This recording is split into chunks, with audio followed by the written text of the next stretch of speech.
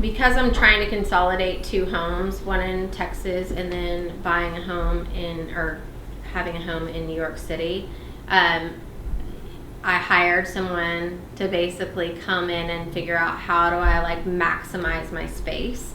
And then also from a Feng Shui perspective, we hired someone to come in and like cleanse it and like look at where we placed things and what we actually needed.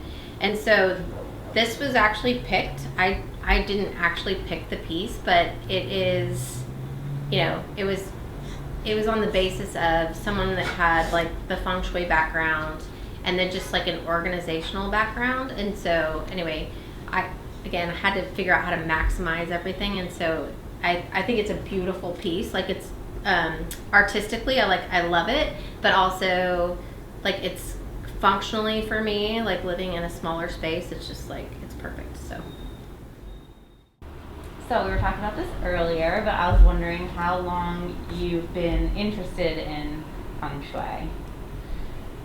So actually my mom got into it. I remember when I was in probably like high school, like she had a book on it, and so she started reading about it and then started changing the way that we like designed a house and where we placed things. And so that's when I probably first got introduced to it.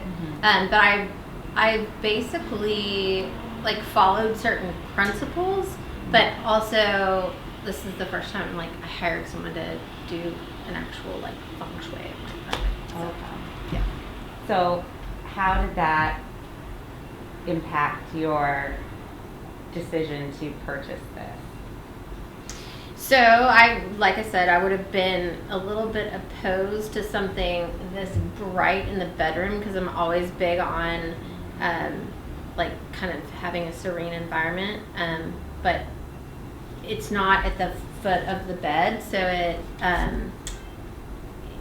it has like a power statement to it without it like disrupting because of the color, like sleep.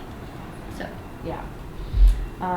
And what has the transition been like from your larger space into the smaller space, and how are you finding the furniture and decorating process to be? So everything has to be very usable, especially living in New York City. And so coming from like Texas where everything's bigger and you have more space, I think like the thing that like captured my attention about this particular piece of furniture is that it had the height and it literally fit exactly the space that I had.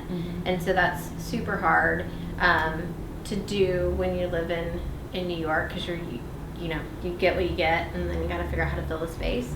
The other thing I like about this too is just like the quality of it is great. We can all go buy IKEA furniture and it's gonna like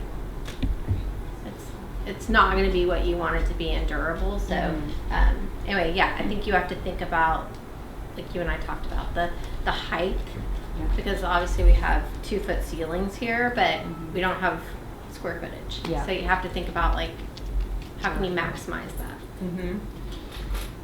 And how have the events of 2020 changed the way that you think about your home in general? Oh, I mean, it's night and day, right? I've always been like a big, like my home is very important to me and it always has been, but I think it's now even more so than ever because, if, a month from now we get in lockdown again, like this is where you live. Like, and it's not even just where you live, it's where you live 24/7. And so, obviously like making sure that your space is usable and feels good, like all of that is more important now than ever. That's always been important to me, but now it's like tenfold. So